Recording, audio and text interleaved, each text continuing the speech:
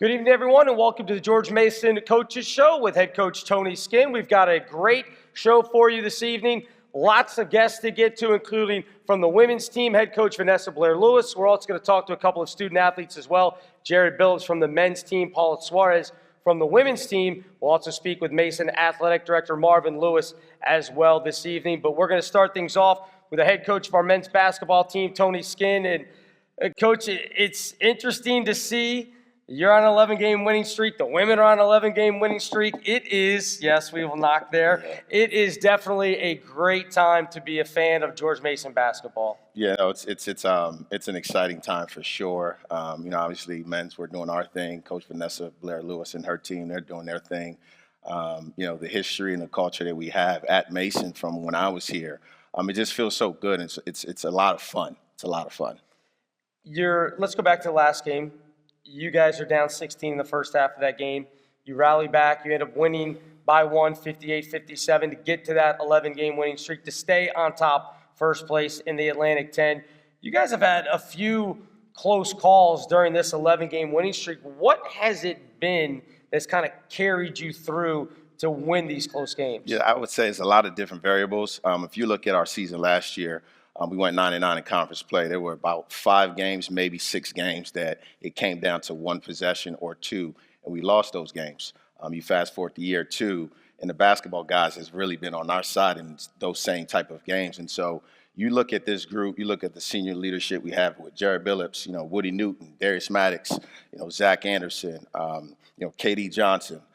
Those guys are seniors. Those guys care, and they just know how to win when you need to win down the stretch. You guys are sitting in first place right now. You've guaranteed a top 4 spot, double bye already in the A-10. You're closing in on clinching a top 2 seed in the A-10. These are uncharted waters. This is a place where no Mason men's basketball team has been since joining the A-10. It's such a blessing to be a part of that. Obviously, myself and Coach Lamar Butler, we understand what that feels like. But again, this is a completely different type of team. This is a completely different type of level in the A-10. And to be able to do it with this group, it's phenomenal. Those guys have shown resilience, time and time again. There was a point in our season early on when we kind of had our backs against the wall. We were 2-3. We took 2 tough losses against East Carolina, against Central Michigan. And then we went on the road against a good James Madison team, and we just kind of figured it out, and we clicked, and we've been clicking since. And so it's a good group and a fun group to coach.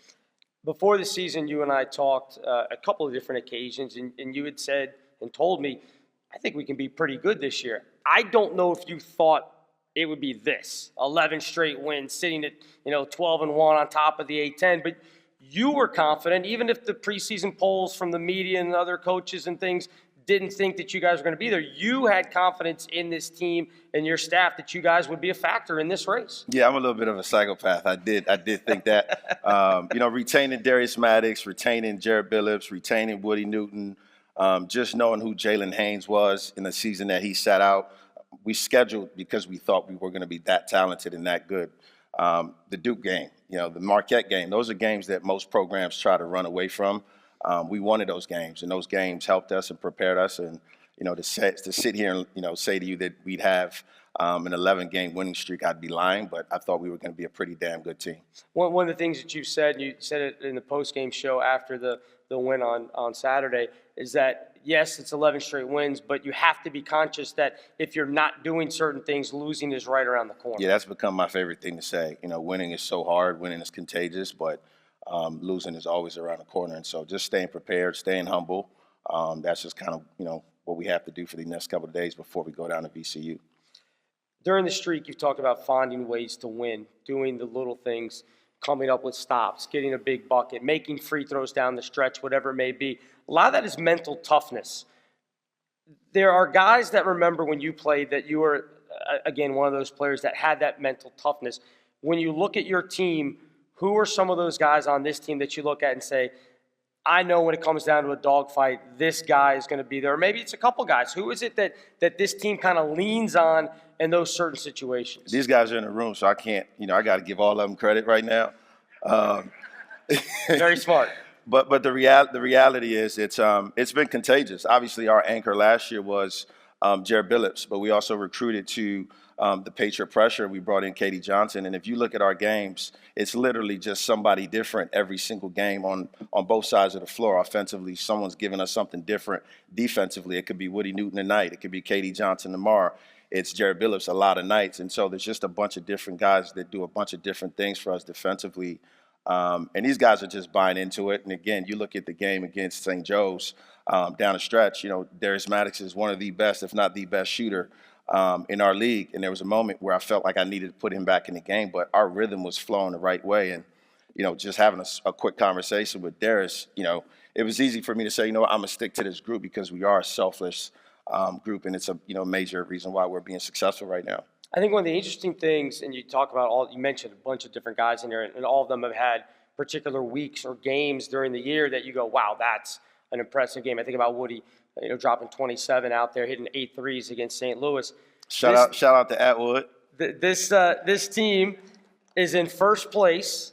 Not one time this year have you had an A-10 player of the week. To me, that speaks to not only the depth of this team, but maybe that the sum of the parts is kind of greater as a team than individually. Yeah, I think when you look at it for us, my coaches, they do a wonderful job of scouting our opponents. You can't scout against us. Again, you look at the fact that we're sitting in first place, but if you look at the top 20 scorers in our league, there's not one guy in there. But you have to be, obviously cognizant of each guy on our roster because they can hurt you. Today it's Zach Anderson. Tomorrow it's, Woody Newton. A lot of nights it's Jalen Haynes. A lot of nights it's Darius Maddox. It's hard to scout against a team like that because, offensively we can hurt you in so many different ways on the perimeter, inside the block, and in transition. And so it's a dangerous team. It's a team that's very reminiscent of my 2006 Final Four team. We had 5 guys or 6 guys averaging, anywhere between 10 and 12 points, and you really couldn't scout against us. And so that's just who we are. That's the makeup of our team. It's a great way to put it. We'll take a break, come back, talk with Vanessa Blair-Lewis of the women's team. They've won 11 in a row as well. Real quick, it's a lot more fun when both teams are getting things done, right, around the office? I think we're are we the only program in the country with the most wins combined? That is correct. Shout out to George Mason, women's and men's basketball. That is correct. Yeah.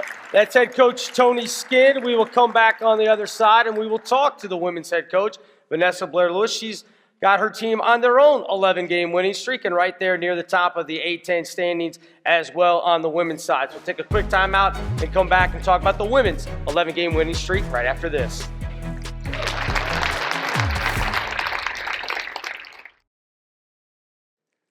And welcome back to the George Mason Coaches Show. I'm Bill Rowland alongside now the women's basketball coach, Vanessa Blair-Lewis, and we just talked to Coach Skinn, talked about his 11-game winning streak. It's nice to bring up a coach of the women's team, and now we could talk about your 11-game winning streak, Coach. Yeah, again, congratulations. Thank you. Another big win for you this week. Right, thank you. Another win by double digits, and you guys have had quite a few of them. I was talking to Coach Skinn about how they've been kind of nip and tuck in some of theirs, overtime, double overtime. Yeah. You guys have had an impressive run where a lot of these games have been by double digits. What's been, in your mind, the most impressive thing in this 11 games from your team? That none of these players care who gets the credit. Last night was very indicative of that, where, Paula was a little off and Zaza was off, and you just looked at Naku and Lewis and Kamaya. They just stepped right in, and it just kept rolling. And I think that's the beauty of the depth of this team, that nobody cares who gets the credit. We just want to win. The year before you took over this program, they did not win a single A-10 game. Here you are now in year 4, second year that you're going to have a double bye. You're playing for a top 3 seed. Been mentioned at large bids for the NCAA tournament, all these things. I know as a coach, when you came and took this job, you were very confident that you would get things turned around and you would be at this point. Did you think it would come this quickly? I think this was the game plan. Okay. I don't think that my staff and I have done anything where we did not believe in the results. And so we knew by year 4 where we wanted to be. And last year was really par for the course as well, but I think we did it a little ahead of schedule. In this climate, typically it takes, before this, it would take 4 years because you had to graduate, but obviously the portal has helped and, being able to graduate players and bring in new ones. But I definitely, last year we were ahead of schedule, but it was definitely par for the course we knew we could do. So I don't think we came here thinking that, oh, I wonder what if. I had Valentine's Day lunch with my husband today, right? Because we don't get the same Coach's holidays schedule, as everybody. right? And so we were sitting there, and he's like, "Babe, 23-3. Like, did you think?" And I was like, "I asked you to move our family from Florida. I didn't think. I knew. We had to do it." Yeah. And the amazing thing about it, you talk about 23-3. The only losses are University of Maryland, a game that you led, I believe, after 3 quarters against the Terps, nationally ranked Terps, and then a couple of conference losses, St. Joe's and Richmond in overtime. So every single game you have been in. It's not like you were out of any of these games, and yet this team has dealt with a variety of injuries through the year, and you kind of alluded to it in the winning streak that it's a different person every single game. And your last out, you mentioned Nate Mitchell with a career high, Volker with the career high, over and over again. No matter what adversity seems to come your way, you guys have found a way to overcome it. Yeah, not all support is money. Believing in somebody is priceless. And I don't mean like we still want your support financially. But I think for us, our staff does a great job of believing in every single player on this team. And maybe it's not your night and may not be your turn yet, but you just never know the next game, the next man up. And so, believing in Naku and believing in Kamaya, believing in Lewis and Paige and some of the players that don't get the playing time everyone else gets, when it's their time to step up, like, that's priceless.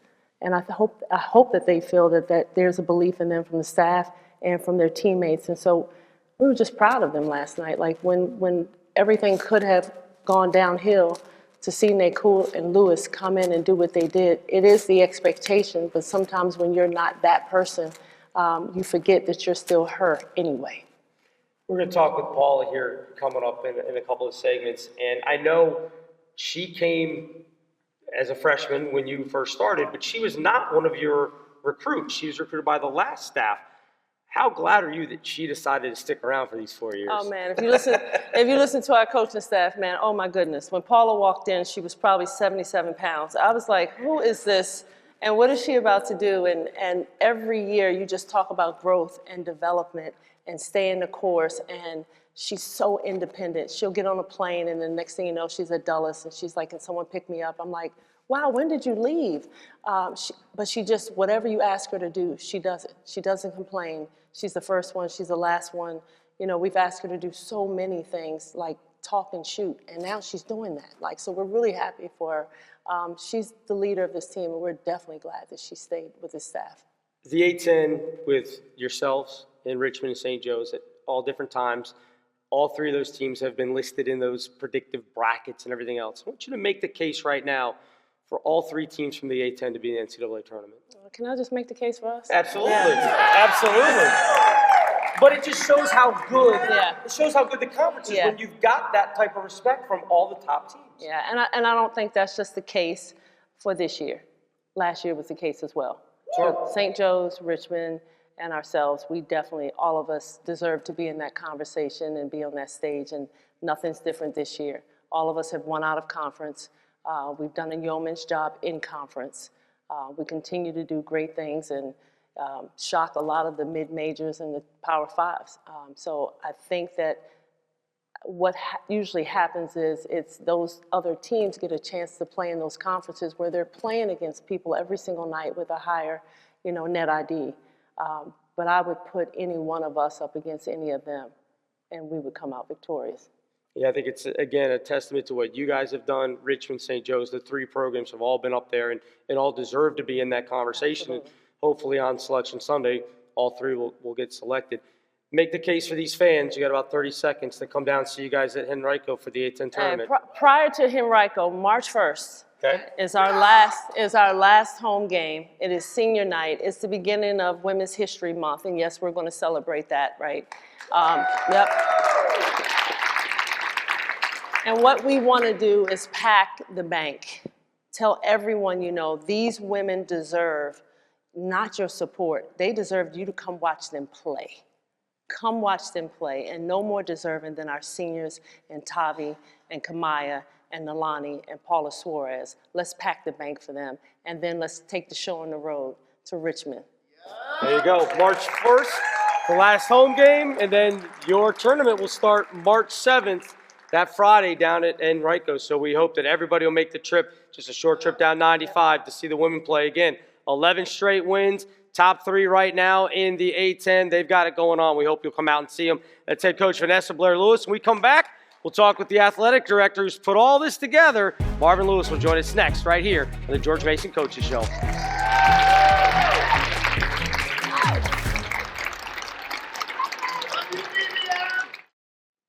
Welcome back to the George Mason Basketball Coaches Show. I'm Bill Rowland. It's my pleasure to be now joined by the athletic director at George Mason University, Marvin Lewis. And Marvin, we've already talked to both of your coaches here, both of them on 11-game winning streaks. It's got to be nice to be the athletic director of the programs that have the most combined wins in NCAA Division I. Yeah, both programs are making me look real good right now. As an AD, when you have the opportunity to support great coaches, great student athletes, and really just great programs that are creating so much momentum for Mason Nation and for this university, it's just really exciting to be at the helm.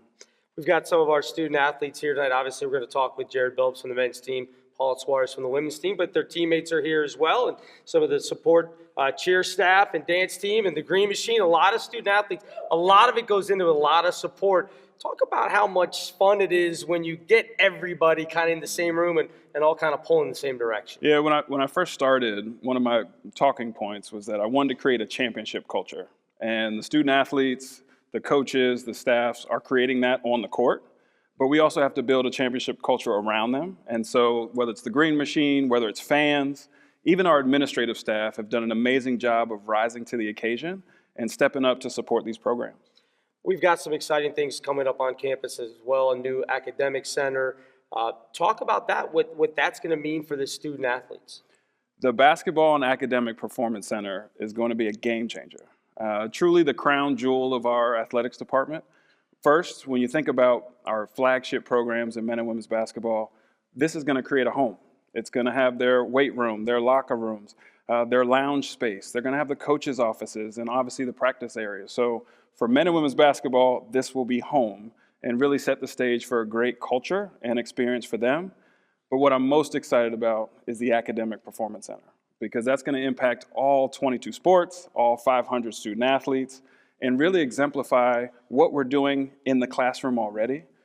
This past fall, we had a 3.32 GPA as a department, and we've also had, give it up, 50% of our student athletes were on the dean's list. Give it up for that. And I just came from the Provost Scholar dinner, and we had 78 Provost Scholars, which means we had 78 student athletes that had a 3.75 or better. And so that's a record for the year. Right. So we're doing it in the classroom, we're doing it in competition, and this facility is going to exemplify that.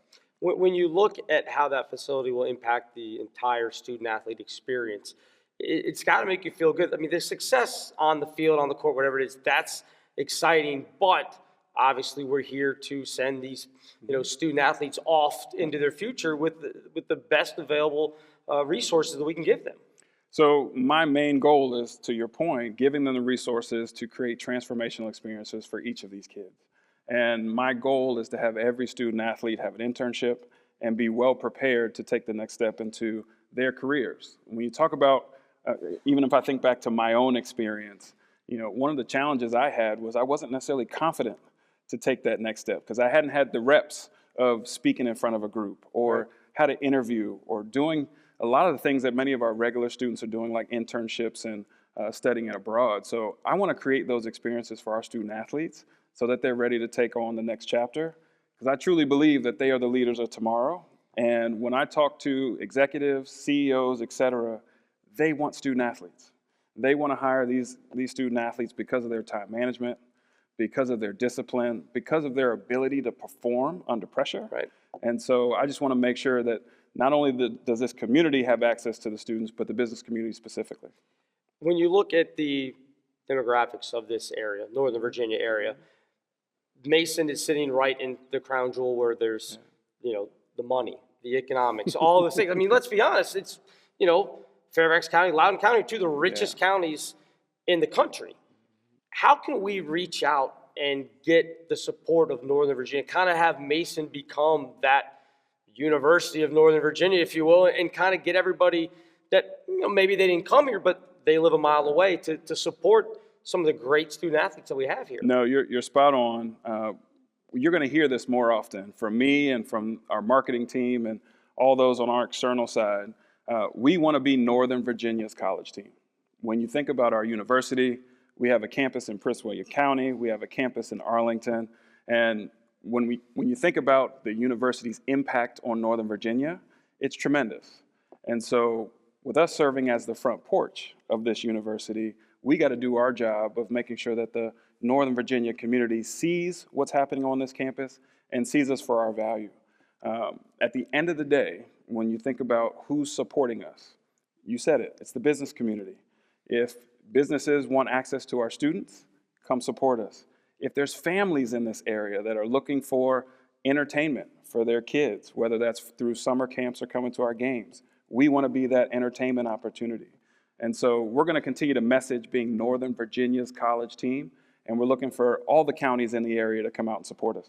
When you look at the success that the men's and women's program have had, and you think back to just this past weekend, we had huge crowds at both the men and the women's game, back-to-back days. It's got to feel good that that groundswell is starting to happen. And I guess they say winning cures everything. You win 11 games in a row with both programs, people are going to start to notice. Yeah, people are starting to notice, and the word is getting out that our university, but specifically our basketball programs, are doing a great job.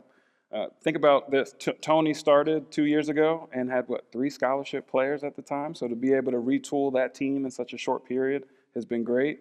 And then I think it was mentioned before with Vanessa being in her 4th year.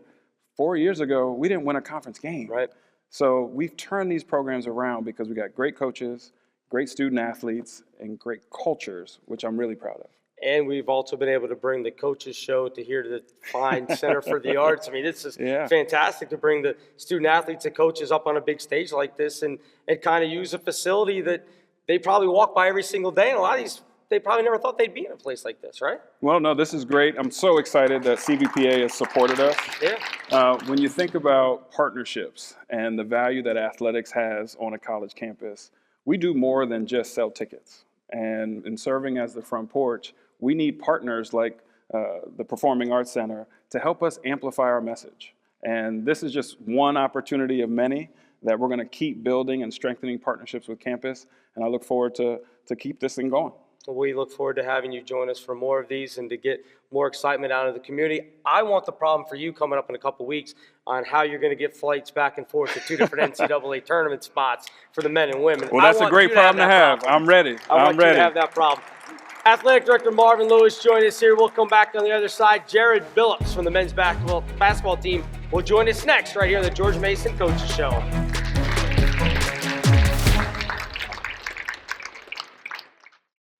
Welcome back to the George Mason Basketball Coaches Show. I'm Bill Rowland. It is my pleasure now to be joined by one of the student athletes from the men's team. Senior Jared Billups joins us here, and Jared will get right into it. 11-game winning streak, the latest one, a 58-57 come-from-behind win. You guys were down by 16 in that ball game. You were down by, I believe, 11 at halftime. It was 13 until you made a nice play right before the half to get a turnover, then a bucket. What was the conversation, if you can keep it as PG as possible, what was the conversation with Coach Skinn at halftime of that game? He really just wanted to relay to us that we're just not playing hard enough. It's nothing that they're doing specifically. They made some shots, obviously, but it's because we weren't pressuring the ball and doing all of the little things, to come out with the win. You've established yourself as one of the best defenders in the A-10, and I've talked about it with other people around the conference that you're one of the guys that you want to guard the point guard? Okay, you'll guard the point guard. You need to guard a 5, you're like, okay, I'll go guard the 5. Has that always been, going back to when you were playing in high school and AAU, has that always been kind of your deal? Or when did you kind of get that mentality of no matter who I'm asked to guard, I'm going to go out and do it? Actually, to be honest with you, no, it wasn't always like that. I think I always could defend, but I wouldn't always defend the best player. I'd say probably my freshman year, trying to find minutes where I can help impact the team, help get some wins, and I'll just go out there and do whatever. Your teammates, Your coaches call you Captain America. It's by the way, one of the best nicknames I've ever heard in my time here at George Mason. It's fantastic. Do you know who came up with the name? Who gave that name to you? I don't know who it was specifically. I just know one practice. My teammates do a lot of trolling. So one practice, they just came in. Everyone was just calling me Cap because obviously I'm the captain of the team and I just do whatever it takes, you know. Do you watch the Marvel movies? Were you Oh, familiar absolutely. with Captain America? Absolutely. Watch all of them in order too. Yeah. Okay, so Locked in order? Yeah, in order. Yeah. Aren't there like 60-something of them? I mean, Yeah. how do you have time for that, Joe? Oh, it was during COVID actually. Oh, okay. Well, that makes more chronological sense. order too. Yeah, Okay, Yeah. very good. So you're cool with the nickname then? Yeah, I'm cool with it. It's All all right. right. Just all right. It's all right. Is it the best nickname on the team? No, not at all. We got Slime. Shout out Slime, Haynes? aka Gator, aka he just a nutcase, man. Is he the one guy, like if you guys, I don't know if you have permanent roommates when you guys go on the road or not, as far as like you room with the same guy all the time, but is there one guy that you're like, oh, I hope I don't get that room Oh, assignment? absolutely, and especially because he be snoring too, man. That's the worst part. Oh my goodness, nah, but he's a good dude. After you were in the starting lineup at the beginning of the year, you had an injury. You ended up coming off the bench one of the first couple of games coming back. Since then, I know Coach Skinn has had the conversation with you. You've continued to come off the bench. A lot of players would have been like, hold up, no, I'm a starter. Why am I coming off the bench? You have seemed to embrace that role that Coach Skinn has given you. What is it about your mentality that you're just like, you know what? Whatever happens, happens. I'll do what I have to do. Honestly, it messed with me for like 1 or 2 games because I've been starting my entire college career. So it was a bit of an adjustment, but we had a conversation about it. He just told me, like, there's nothing to worry about. Like, you're still going to play the same amount of minutes. Like, nothing's going to change. It's just coming off the bench. And I think as a leader, I have to sit back and analyze the situation and be like, okay, what's best for the team? Like, I just got to be okay with that, especially when it comes down to winning. Like, I know I'm going to get on the floor. That's not a question. So you just got to do what I do when I get out there. Do you still get nervous before games? No. Anxious sometimes, but I think in the biggest games, that's when I'm the most calm. I don't know how that works, but I think it's maybe like the fans and stuff like that. It just brings back the joy of the original game of basketball. You know, when you're like playing as a kid and you just don't even know what's really going on. You're just playing out there. I think that's the best part about it. Do you remember the first person or first coach that handed you a basketball when you were a young kid? Oh no, absolutely not. Do you remember can you recall the first time that you're like, I'm pretty good at this game. I can do this. Shoot. It was like 2nd grade in this church league. I was killing them. I was like, hold on. Now, some of the fans, and I'm sure some of them are here with us tonight, have come out and they see before games you and one of your teammates, Austin Ball, a couple of managers, other people, throwing around a football before the game. If you haven't seen it, you guys got to get out early to a home game and you'll see these guys throwing a football around. When did that start and why football? I think it started, actually, it was the very beginning of our winning streak. I don't know what game that was. Maybe UMass? Okay, it was after the Rhode Island game up there. Yes. Okay? And it started with our GA, David. He was like, yo, you want to throw the football around for your hand-eye coordination? I was like, sure. I've seen some NBA dudes do it. And it really just calms me also. Like I was just talking about, brings back the fun and the little kid in me. So ever since then, we started on the win streak. So ever since then, we just kept it going because tradition, why stop? I've seen Stash out there throwing. European guys, not great football. I mean, hey, he got the job done. Now the Toronto guy over there, no, he can't throw a football. Fair enough.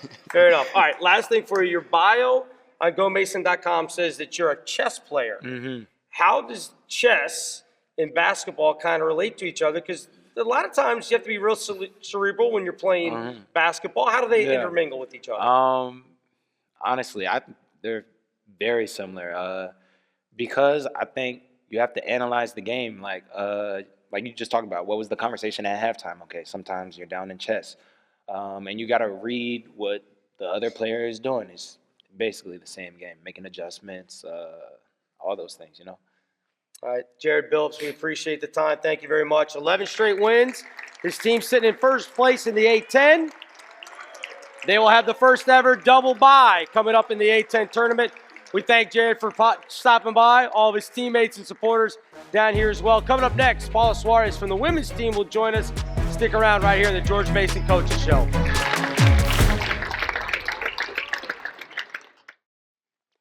And welcome back to the George Mason Basketball Coaches Show. I am Bill Rowland. Right now we are joined by a student athlete from the women's basketball team. Senior Paula Suarez is with me now. Paula, thank you for coming out. We appreciate it. You, like the men, are on an 11-game winning streak. You guys only have 3 total losses on the entire season. I'll ask you the same thing I asked your coach back in preseason workouts. When you guys were going through all the different things, did you envision that this was going to be possible? Yeah, I mean, I think like every single practice, every single game we play, like we're really competitive and like we have the confidence that we're going to win it. At the beginning of the year, they did a preseason, all A-10 teams, and a few of your teammates were listed on those teams. Well-deserved, by the way, obviously. You did not make a preseason all A-10 team, which at the time, I remember talking to some of your coaches and saying, think that might have been an oversight by some of the coaches. I think they are not aware of what really Paula is all about and how she's going to lead this team. Was that motivating for you at all? Obviously, you're happy for your teammates, but to be left off, did you kind of go into the season, a little chip on your shoulder, like, I think I should have been on maybe one of these teams? Yes and no. Like, obviously, like, I used it as motivation, like, just going out there and proving what I can do. But, like, I just want to win, and, like, I don't really care about, like, the individual stats or, like, the personal, like, recognition and all that. So, like, I go out there, like, knowing what I can do to help my team and, like, trying to be the best leader and, like, player I can do so that we can win. The depth of this team has been something that everybody has talked about, whether it's been through injuries or even when you've had everybody available, just literally throwing sub after sub after sub to tire the other team out and really wear them down. How have you guys been able to overcome some of the injuries and just bring the next person up off the bench? We talked about it again earlier with your coach, with Naku Mitchell with the career high yesterday, Lou Volker with a career high as well. What is it about this team that it just seems like, hey, whoever's going to have the hot hand, well, we're just going to use them? It's not one or two people. It's an entire collective. I mean, I think that's just the talented players we have. Like everyone can come in and like impact the game, and like everyone knows that maybe it's not your night, or like maybe you're tired or whatever. So like someone else is gonna come in and step in, and like everyone's happy for that. Like that person that's gonna have their night. So like we all support each other in that way. You came here again 4 years ago. You were on the freshman class when Coach Lewis took over the program. You knew what the history was, that they hadn't won a conference game the year before. And now here you are 4 years later, and you guys, again, a top 3 team. You're being talked about for maybe an NCAA tournament bid. How satisfying, as you look back over your career, and you still have games to go, obviously. This isn't kind of an end thing, but have you stopped to think about where you came from joining this team and where you guys are now? That's probably the happiest thing that I'm like, when I look back, it's just like seeing where it was and like how like it has changed, and like how the teams like every single year, like you can tell even like outside of playing, like how the chemistry is and everything, and like just looking back and see where the program is at and like where it's going to go on from here. You come in now after your last game, 6th all-time in program history with 352 career assists. You've already gone over 100 assists on the year for this season. I know you're more about the team records and the team winning and getting to the NCAA tournament and all that, but it has to feel good, again, from where this program was and when you came in as a freshman to realizing that you're going to be in the record book when this is all said and done. That's still got to be a pretty nice feeling. Yeah, I mean, it is good to, like look back and like see that you've been able to like leave a little mark there and like just leave it there in history and like to prove that I've, like been here. Now, I found out from some of the conversations backstage here that you, for the first time just recently, tried Girl Scout cookies. Yeah, today. Just today? Recent, just today. Just this today. Morning, That's this even morning. better. I thought it was in the past week or so. Okay, just today. So, without kind of, insulting any of the cookies, let's say, what seemed to be your favorite of the Girl Scout cookies? They have really weird names, so I don't remember the names, but it was one. It tasted like a Reese's, like chocolate. That's a tag-along. Everybody knows tag-alongs, right? Yes. See, that's not big favorite right down here. They love the tag-alongs. That's not a name for a cookie. It's a weird name. So, but yeah, it was pretty good. It was pretty good. Yeah. But the odd thing was, and people that grew up with Girl Scout cookies will be baffled at this, no Thin Mints. You didn't try any I'm Thin glad Mints. because I don't like mint and chocolate are not supposed to be together. So I think the ones I tried were pretty good. So I'm just gonna stay with those. Sorry if I offended any Americans, but I'm gonna stay with the ones I tried. I think they'll be fine. Now, obviously, being from Spain, there's I know that the basketball team, the women's team, is talking about maybe doing one of their international trips next year to your home country.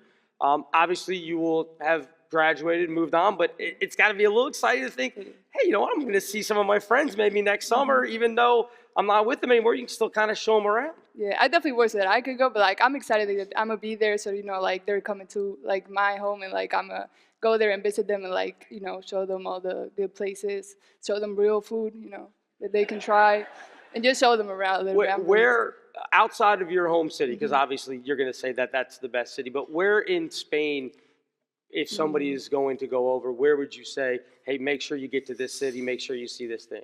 I would probably say Valencia or Sevilla. It's just really good food. It's close to the beach, really nice weather too, and it has nice beaches too. It's nice. So you got a lot of beaches in there. Apparently, that's fine. That's fine. When you look at the goals that you guys established at the beginning of the year, obviously getting to the NCAA tournament was at the top of that list. When you look at what you guys have been able to accomplish again this year, again, the only losses to Maryland, a game that you guys were leading after 3 quarters, to St. Joe's and Richmond, very close games. You have to feel confident going down the stretch, these last few regular season games, and then the tournament coming up with the A10. Yeah, I think we've been doing that all season, but just being confident. Every single game we play, we know that we can beat them, and just learning from mistakes with the whole season. We've already had learning from mistakes and going that with the winning streak we got right now. So just keep it going. It's Paula Suarez, the women's basketball team. Thank you, Paula. Again, congratulations. 11 straight wins, another double bye coming up in the A10 tournament. They've been talked about on bracketology for an at-large to the NCAA tournament as well, so we wish them all the success. We come back on the other side. We'll wrap things up. Head coach Tony Skinn is next.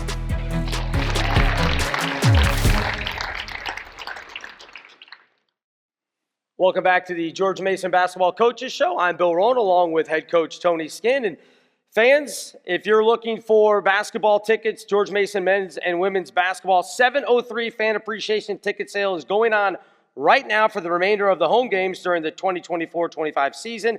You can help bring the Patriot pressure and pack the bank. In addition, both men and women's all-session Atlantic 10 tournament ticket books are available now as well. To purchase tickets or more information, please call the Athletic Ticket Office at 703-993-3270.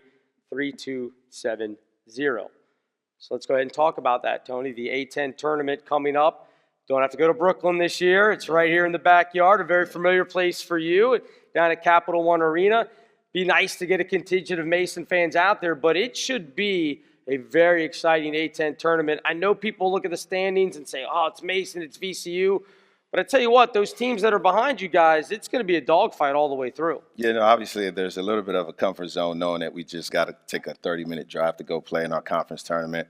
But we still have a lot of business to handle with the 5 games that we have left. And if we didn't learn anything from last year, it really doesn't matter what the seeding is. Anyone can lose a game in your conference tournament. You know, Duquesne, I believe they finished 7th or 8th in the conference, and they made it to the NCAA tournament. And so you might as well take the jersey off or take the name in front of the jersey once you get to conference play, because it just doesn't matter who you're going to play. You're going to get the best version of everyone in your conference. You talked about, the toughness down the stretch that you guys have. 5 games left as we tape this, 3 of them on the road. But you guys have been road warriors so far in the A10. I think when you go back and look at it, again, taking nothing away from your team, but I think a lot of people, when they looked at the schedule, would have been like, boy, at Dayton, at St. Bonaventure, at St. Louis, all places that you guys have been able to get a win so far this year. Yeah, I looked at it a little different. I looked at it when you look at our pairings, when you look at GW twice, Rhode Island twice, Davidson twice,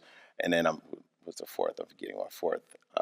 Richmond twice. Richmond twice. I looked at that, and I talked about it with my staff. I said, if we can win at least 7 of these games, when we go on the road, I think we can steal a game. Not knowing it would be Dayton, not knowing it would be St. Bonaventure, not knowing it would be St. Louis. And so I thought that the talent was going to be there to give us a chance. We showed it in non-conference. You look at all our games, with the exception of maybe the second half against Duke, we've been in every single game. I mean, that's a testament to who these guys are. Doesn't matter home and away. It doesn't really make a difference. It is pretty amazing that until the game against St. Joe's, your largest halftime deficit when you had trailed at half was the Duke game by 9. Yes, it was 25-16. Yeah, so I mean, it's impressive that no matter what, no matter where you've played, no matter who you've played, you have found a way to be in every game. Now, I think a lot of that is the defensive effort that you guys put through. And I know a lot of people, I talked to them at the beginning of the year when the defensive metrics were way up there, and everybody was kind of like, yeah, well, let's see what happens when A-10 schedule comes. And it's stayed the same. You guys have been stalwarts on defense no matter who it's been. Yeah, it's a real thing. You know, I said it when I took the job that Patriot pressure was going to be who we were. We recruited to it in year 2. And, you know, again, these guys take a lot of pride. You know, I give them all the freedom in the world and all the autonomy in the world offensively, and they've bought into just the defensive side. And, you know, again, we're doing it without a shot blocker. And these guys have just been phenomenal. I say it all the time. Practice looks like a bar fight, and the game actually becomes a little bit easier for us defensively because I can't run any offense in practice. Well, yeah, I mean, that's the thing is if it's tough in practice, then all of a sudden guys are like, I got a little more space than I did when Woody's guarding me or when Jared's guarding me. It makes things a little bit easier. Yeah, it does. I'll say this, too. Our depth makes it a little bit easier as well. The one thing I thought last year, we didn't really have the accountability issue. I kind of had to leave guys out there when they got tired. And so you look at our bench now, you know, we're able to go 10 deep. A lot of teams can't go 10 deep, so it doesn't matter who I sub in the game. There's not a major drop-off, and that's been a big reason why we've been successful. Got 2 more home games left on the schedule. Unfortunately, they're both weeknights. It's always fun to get the crowds out there on Saturday like you guys had for homecoming and this past weekend as well, over nearly 6,000 in the stands. But there's still obviously 11 straight wins is impressive, but you still need to lock down a couple more of these. It would be great to have even more fan support coming out these last 2 games. I think as we get down the stretch here, I think these guys are playing with so much mojo, so much confidence. I think it's okay to say we need to win out at home. And we can't do that without our fans. The support has been phenomenal. We still have 2 games left. We still have to celebrate our seniors. And, you know, we got to keep this thing going, and we need everybody's support to do so. It's going to be a long senior night ceremony. You got a lot of guys that are going to be going out there getting jerseys and shaking hands. Yeah, absolutely. Don't remind me of the guys I'm losing, Bill. Appreciate that.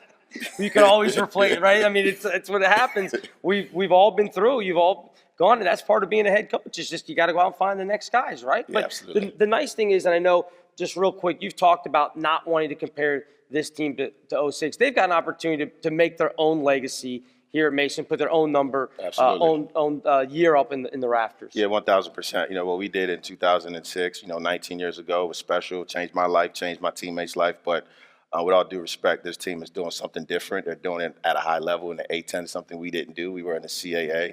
And at the end of the day, it should be about them. All right. It's head coach Tony Skinn. We'll leave it right there. It's a perfect way to end it. It's about them. And right now, both they and the women, 11 straight victories on their way to the A-10 tournament here in just a couple of weeks. We hope you make the trip, whether it's to Richmond to see the women or downtown D.C. to see the men in the A-10 tournament coming up. Thanks for joining us here at the Center for the Arts. It's been a fantastic evening of basketball and conversation. I'm Bill Rowland. This is head coach Tony Skinn. Thanks for joining us here on the George Mason Basketball Coaches Show.